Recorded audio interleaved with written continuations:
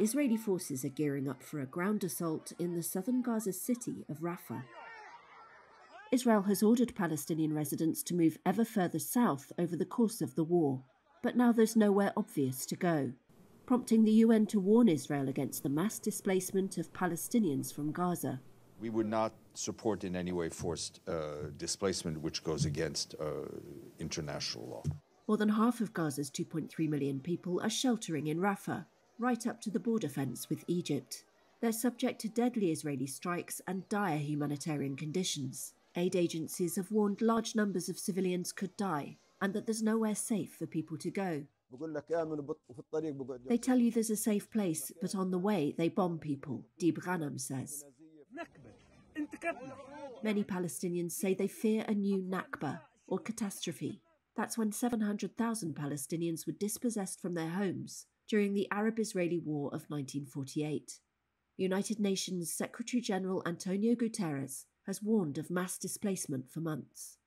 This was his spokesperson, Stefan Dujarric, on February 9th.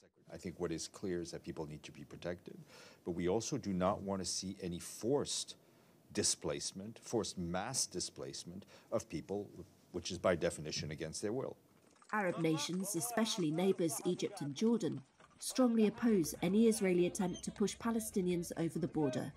Egypt says it will not allow such movement onto its territory and has kept the border closed, only allowing a few thousand foreigners, dual nationals, and a handful of others to cross. It has strengthened security and border defences in Sinai. Arab countries say Palestinians must not be driven from the land where they want to make a future state, including Gaza. Israel has dismissed all suggestions that mass displacement is on its agenda. Prime Minister Benjamin Netanyahu's office says it has ordered the military to develop a plan to evacuate the population of Rafah. It says 4 Hamas battalions are deployed there.